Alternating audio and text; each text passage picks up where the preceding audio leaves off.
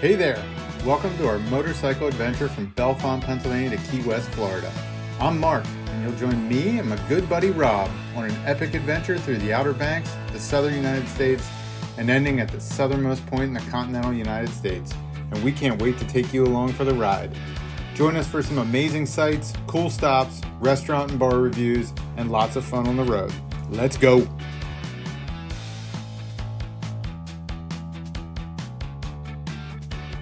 So we packed up our stuff. They were going to the airport. My mom had already left. So that day we were headed Key West back to Fort Myers. We were going to stay at my mom's house. So my mom had left the day before on the Key West Express. Got back probably 10 o'clock at night.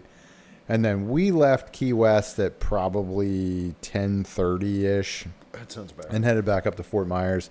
Pretty uneventful ride up there. Did take me. It was a little long. It was 6 hours of riding. It wound up being. It was supposed to be 5.5, but it wound up being 7 because when we got to Fort Myers, we hit all that traffic. Like there was traffic on 75, so it told us to get off of 75, and then we were on like stop and go, stoplight to stoplight traffic for a while. So it just took a long time, and it was hot. It was just boring. So we get to my mom's place, which she lives in this gated community, air quotes.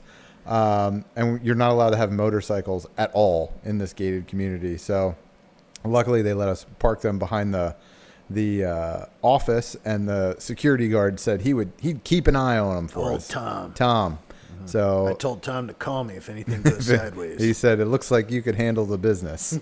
So then Mom took us out to Pinchers over on the Caloosahatchee River in downtown Fort Myers, which got some more. Wanted to make sure you got at least the last bit of seafood there on the way out. Yep. You had what there? Hogfish. Yeah. Hogfish. Mm-hmm. So that was not a bad night. I hung out there. Got up the next morning, went out for a quick breakfast, and then got back on the road to head up to Sanford, Florida, right outside of Orlando, to grab the AutoTrain. Mm-hmm. Once again, an uneventful trip. Around Orlando was a little slow, but it was like 4 hours. Mm-hmm. Rolled in there, and then we get in the line to get on the train, and I could sense you getting a little nervous about the line for the train. Yeah, because I was unfamiliar with how all of this was going to play out. I'm thinking like, oh God, there's something wrong. This doesn't seem normal. Are we gonna? Yeah, it doesn't seem. I've never done it in my life. Right, me either. I've never done it before. I've never done this in my life, and I'm like, oh, this is weird. This doesn't seem normal. Something's up. And I'm like, actually, Rob, I've watched a lot of videos on this, and this is pretty much a par for the course. Oh man, I don't know. Something's wrong. Yeah. Well, anyway, nothing was wrong. It was just a line that you had to wait in, and. Yeah, and then once we got a little bit up further ahead, they noticed we were on motorcycles. Yeah, once they see so they called us up early. Yes. So if anyone's going to do this, know that don't wait in line. Just go scoot right up to the top. Which again, they'll send you ahead. The non-law-abiding citizen of me was like, we should just go around. Yeah, right. And we should have. We honestly should have. Same with and all the benefits of riding a motorcycle. Like when we got to the Hatteras Ferry. Motorcycles don't wait in line there either. They go right up to the front because they're just going to jam you on wherever it fits. Right. So, like if you're on a car and there's a line there, scoot around it, go up directly to the ferry. Same with the train. If there's a line of cars, go around them, go right up to the head shed, and they'll put you right on. And I have nothing bad to say about how that process worked, getting onto the train. It was super efficient. Yeah, operating, as far as you having a motorcycle, it was very quick and painless. Very quick and painless. We rolled up to that little ticket booth, head shed deal, and we had bought our tickets beforehand. Mm-hmm. And they're just like, oh, you're on motorcycles, cool, you got bags, sign this release for your bags.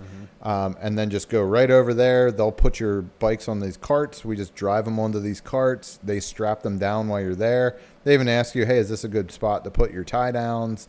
You can leave whatever you want on the bike. I didn't want to leave a ton of stuff on there just in case somebody's walking by, can just lift it off. It didn't matter.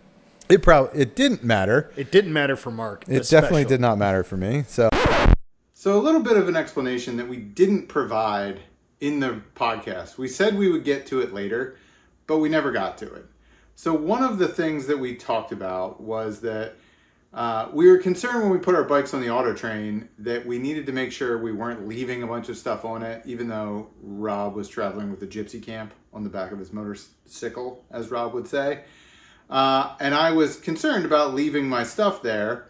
And I packed up all my stuff into my great bag that I have. I'm going to do a gear review on all my stuff later on in another video.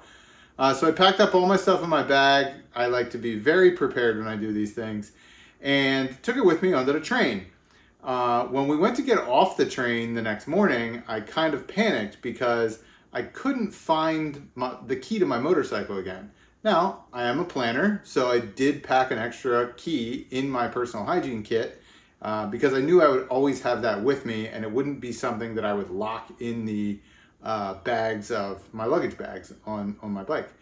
So I kind of panicked a little bit, didn't have the key, and then it kind of dawned on me that I may have left the key in the bag when I took all my stuff off of my bike to go on the train.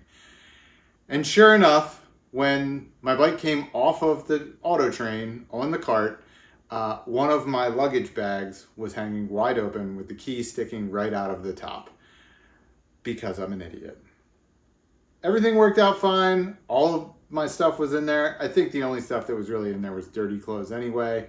But I felt like a complete idiot because I was the guy who was concerned about having all my stuff and not leaving stuff on the bike because Rob was going to leave his helmet on there. And we had talked about how helmets now, $700 helmet. It's got a cardo in it that's $200 to $400. I got a chin mount on it for my GoPro.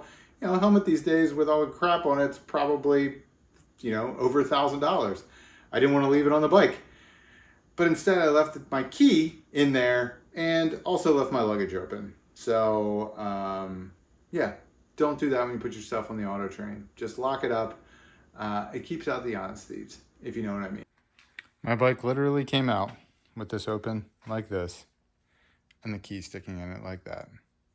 Oh, it's kind of like felt rushed. I was in a hurry. I didn't want to hold anyone up as usual. So we got there. You had to have your stuff on by 2. And we got there like a little after 1, got our stuff on there. And then you have like at least until 3:30 to get on the train. Mm-hmm. And the train doesn't leave until 5. Seeing again, my sense of rush, I was like, oh, it's 3:30. People are going to the train. We should go to the train. We should go on the train. We should go on the train. Yeah. This isn't the right car. But while we were waiting, though, it was cool. It was chill. They got a little spot there. You could buy booze. Oh, yeah. We went. So we're drinking $9 beers and smoking cigars. We just went and changed back into our shorts and flip-flops. And I had a delicious cheesesteak. Yeah, it wasn't seafood, but Rob, they have a food truck there. That guy is just printing money. Oh, my God. Because he is the only game in town once you drop your car off. And I got to tell you, it was reasonable. Yeah, you can't go anywhere. You can only get food from there or the snack bar, and the snack bar is ridiculously expensive. And it was a delicious... It looked really good. If you're in Sanford and you're taking the auto train, you go up to that food truck and you get a Philly cheesesteak. It looked really good. And they sell beers in the little snack bar that you can pounders of Stella that you can drink while you're waiting to get on the train. Yeah. And so we change into our shorts and we're like, hey, let's go. We got some time. Let's go outside, have a cigar. Rob's like, I'm going to go over to the snack bar. He goes over and he's like, yeah, there's beers over here. So he brings back some Stellas and we're just sitting out there smoking cigars, drinking beers in our shorts. And we go inside and he's like, said, I'll go grab another beer. And he's like, well, get me 2. So I go in there and we basically drank them out of pounders of Stella. Some guy's like, hey, where'd you get those beers? I'm like, well, they're over in the snack bar, but you better hurry because they're about out after we hit it. And when you buy them, the lady who's at the checkout, she's like, yeah, you can drink these anywhere here. She's very adamant. I know. She lets you know you can drink them anywhere. You don't have to hide it. You need some cups? I'll give you some cups if you need cups. I'm like, no, I'll drink it out of the can. So then we get on the train at like 3:30, found our train car, and then got our little roomette. And if people are wondering, I did buy a T-shirt. He did buy a T-shirt, bought a T-shirt for the train, which he wore on the train, which I thought was nerdy. It's like wearing the band T-shirt to the concert. Yeah.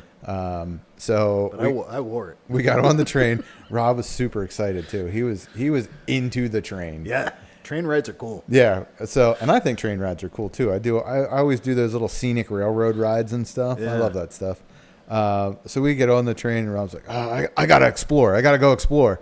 So I think you went a couple cars up and then you were like, I'm scared. Yeah. Then he came back and he's like, I went up 3 cars. You can just walk right in between these cars. And I'm like, well, I'm pretty sure there's a dining car and like a lounge car.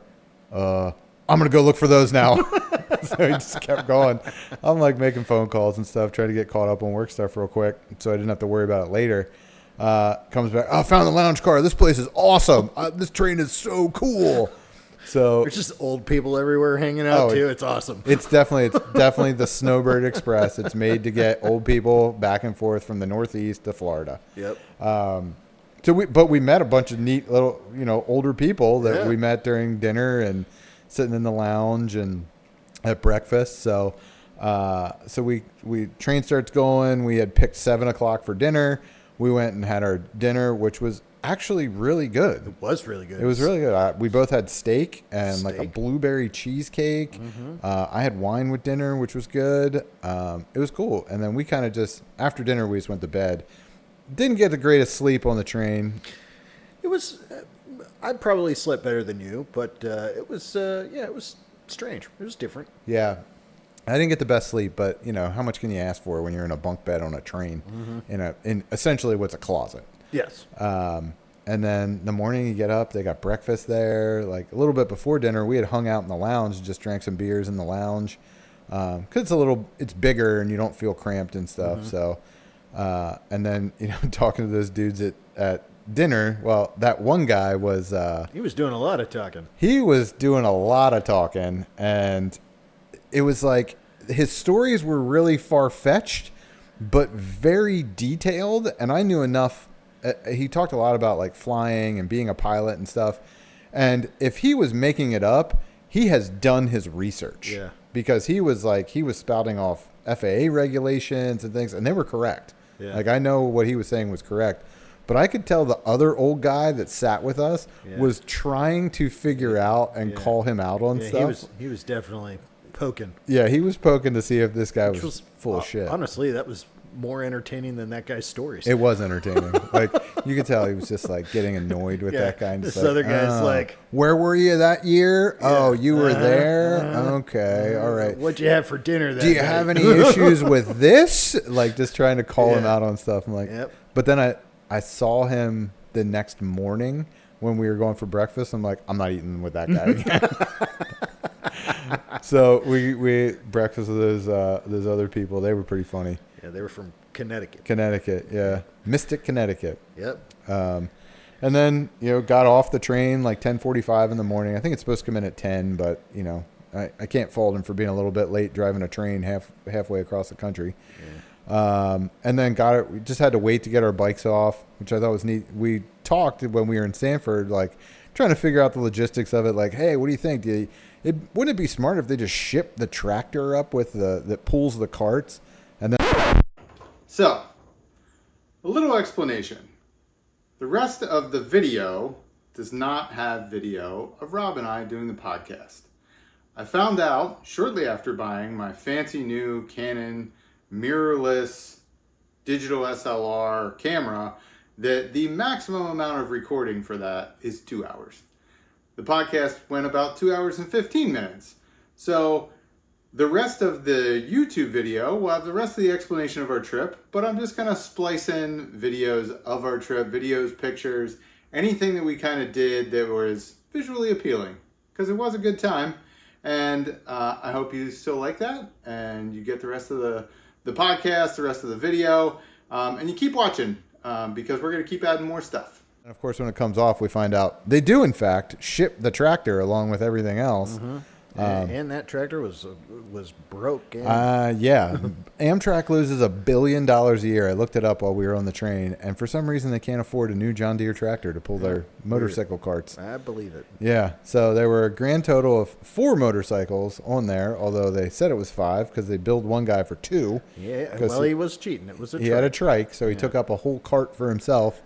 And then the BMW couple that flipped out that they got a scratch on their luggage bag. Yeah, as it turns out, people that own BMW K1200s are going to be more pompous. Yeah, it was a good-looking bike, but she was very upset that there was a scratch. The waiver. Exactly. She's for your luggage. She's calling people over there, and I'm like, lady, you signed a waiver. You're going to be out of luck on this one. Yep. So we grabbed her stuff and got on the road, and it was, compared to the last 10 days, it was freezing. It was 50 degrees. Yes. And I thought, and when we were standing around, overcast. Yeah. And when we were standing around, it wasn't that bad because it was probably 60 when we were standing around. The sun would pop out every now and then. We got to ride in. Well, and the further north we went, the colder it got. Mm-hmm. So it started at 60 in Lorton. And by the time we got home, it was 50. And my hands were freezing. So my hands were fine. Yeah, yeah. I mean, you have heated grips. Yeah. Yeah, mine were not. Only the finest. Yeah. So, and when we stopped for gas, I put on my freaking long sleeve, and that helped a little bit. But man, I was still cold going back up the hill. I zipped up my vents. Yeah. You know what I did that beforehand. The entire ride home, I continued to forget putting my earplugs in. That was the one thing you told me to do on day one. Yeah. And after that, I could not go without. Yeah. Earplugs on long hauls are definitely, anytime you're going to do any type of speed, it's just. Well, and even when we were riding slow because the one day, I think it was the day from Miami to the Keys, I didn't put them in because I'm like, we're only going to be going 40 miles an hour. I'll be able to hear our communication stuff better. Mm-hmm. It bothered the hell out of me. See, and you really don't hear, I feel like even with earplugs in, you can hear the comms and your music and everything fine. You can. It just deadens the wind noise. Yeah, it definitely does. And it was, I luckily had my earplugs in for that. There was, one day where I forgot to put them in, and I paid for that. But I think that first day, too, along with the wind buffeting, that was also part of why I had a headache. Oh, God, yeah. Just... for 12 hours. For 12 hours. I think I put it in at the first stop. You gave me earplugs out of the biscotti holder. Yes. In the Ducati. That's another thing, too. People that, I don't know if you're privy, Ducatis come with a biscotti holder. Yeah. And you actually have biscotti in yours, don't you? There is a emergency biscotti in there. Yeah. That's you never know when you'll need a biscotti. I can tell you right now, if I would have ran out of gas, you at least had a snack. I would have had my biscotti. You would have had a snack. You just would have had an espresso to go with it. So I think we got home probably around 5, and of course our wives are like, "We're all going out to dinner." Okay, so we did that, and then I went to work the next day. You probably did too. Yep. And kind of eased my way back into it. That was Friday, so you got Friday, and then I had Saturday and Sunday off. You might have worked Saturday. I worked Saturday, yeah. Yeah, so, overall, I have explained this to people. People, everyone's asking, how was your trip? I'm like, it was a vacation I never knew I wanted. And I was kind of nervous going into it. I'm like, man, I don't know. I've spent a couple of days at a time with you, and we've never had a problem. But... And, it's like you spend 10 days with someone. Mm-hmm. How's it going to go? On the road. Right. On the road, semi-stressful situations. Mm-hmm. How's it going to go? You're going to have disagreements, whatever. We never had a single one. No. Never one. I don't even know that anything came up that would have been able. I don't know. There was between you and I, probably not. Yeah. But maybe if there were other people involved, there could have been. Oh man, I don't want to ride this 2-lane shit anymore. Let's get on the highway and do this. And because I'm very much whatever. Yeah, this is whatever. No, we had an absolute great time. I could not have asked for a better traveling partner. Yeah, that's what I've told people. I'm like, Rob, and people that know both of us, I'm like, believe it or not, Rob is an excellent traveling partner. I'm like, I had a great time with him.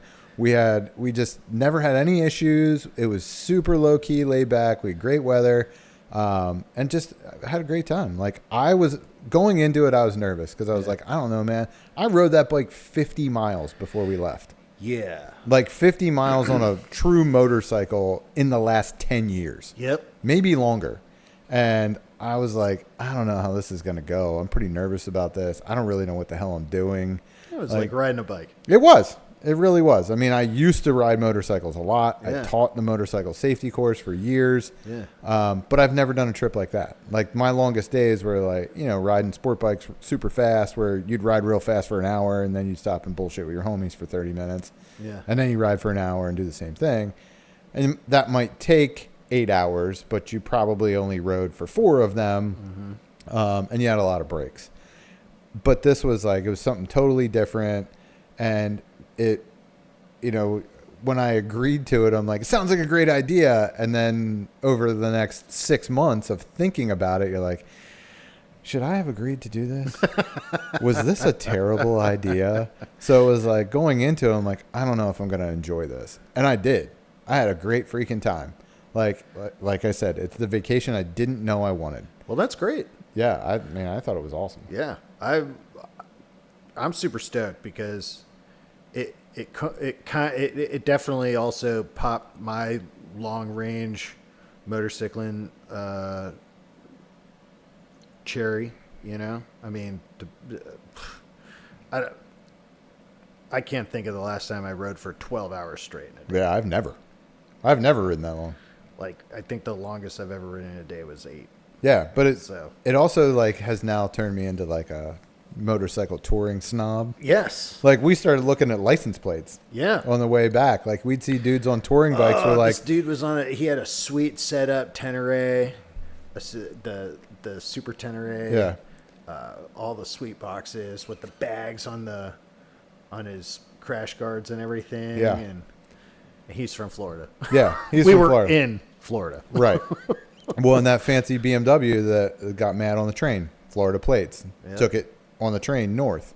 But then going back up through the Keys, we passed that one guy, and I don't remember what bike he was on. Real nice bags, everything, nice bike. I think he was on a GS. Yeah, and we're like, oh, yeah, where's this guy from?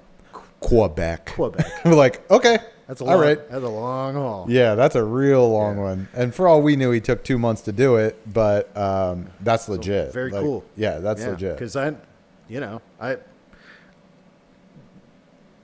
I think it's very cool what we did, and other people are also like, oh man, that's awesome. Because I think secretly they want to do shit like that too. Right, but they can't or won't. Like anyone could. I think a lot of people could. Yeah, they could. They just won't. They're not gonna. Right. And for me, like it's a lot for me to take that much time off of work. Yes. My staff was great. Like everybody handled that everything. was definitely, and that was the other thing too. It was like, oh god, that's the longest vacation I've ever taken. Yeah, it's one of the longest for me for sure. Yeah, I nearly had 2 weeks off.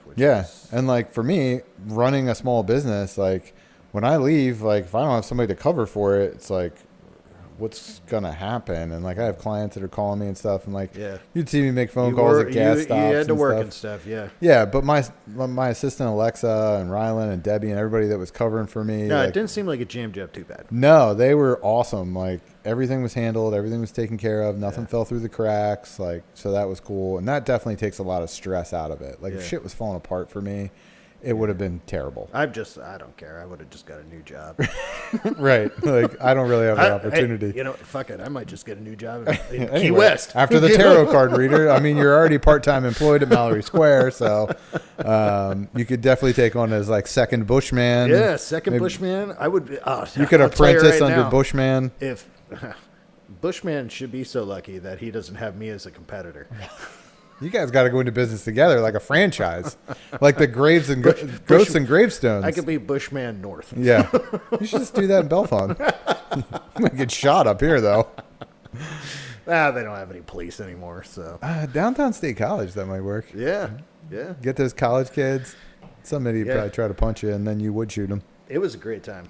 It was a great time, and I'm already like kind of wargaming my next trip. Because I want to go to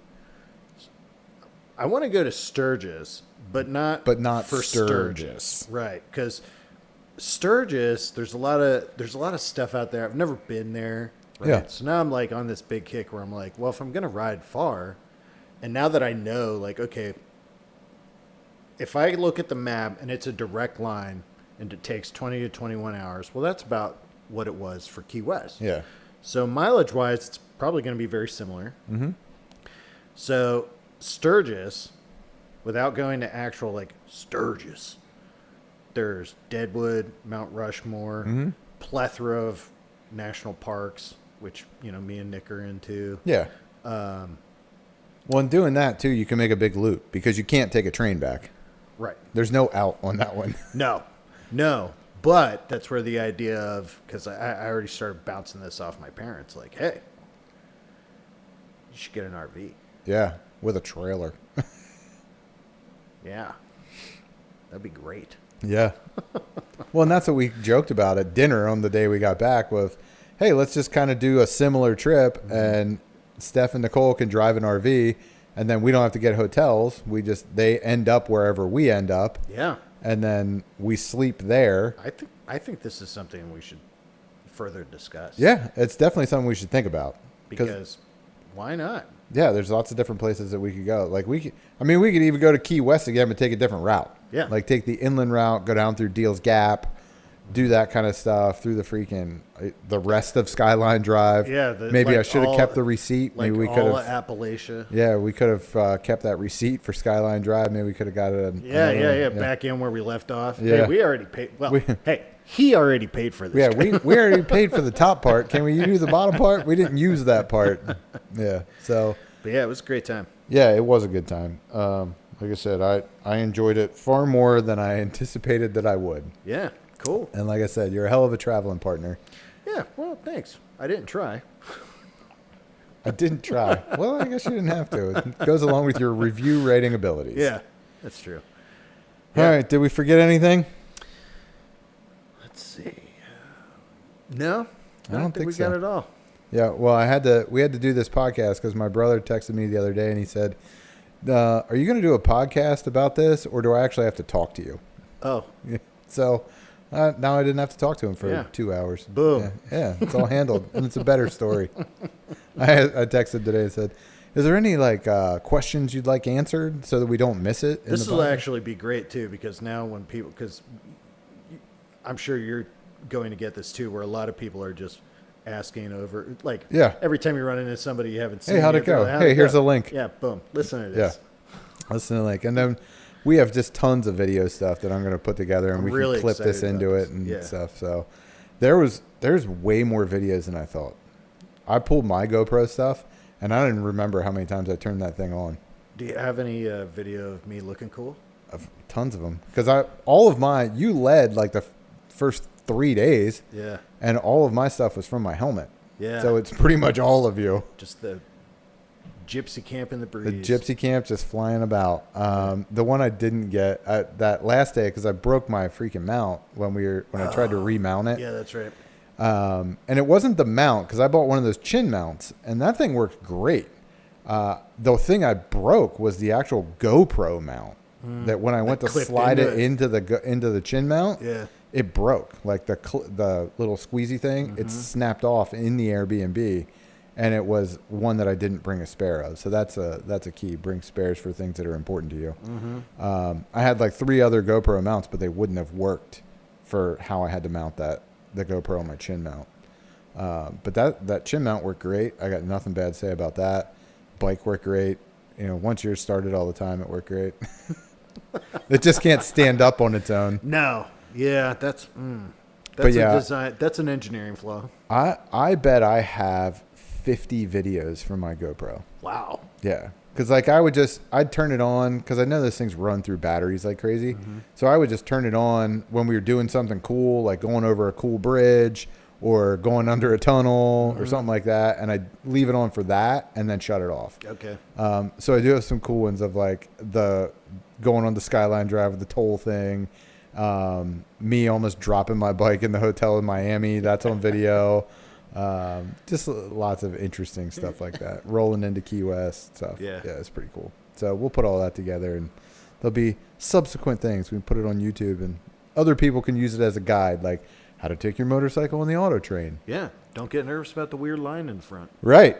Or skip the line in front. Skip it, baby. Because when I started looking for it, there were very few videos on like, there's a bunch on taking the auto train, but not on like doing it on a motorcycle. So I want to like riding the ferries with a motorcycle. Like I want to put that stuff out there. So people that do this on their own can look that stuff up and see that someone's already done it. I think people should definitely do it because it's awesome. It was fun. Like if you like riding a motorcycle, get something that's appropriate for the journey. Like I wouldn't try to do that on a sport bike.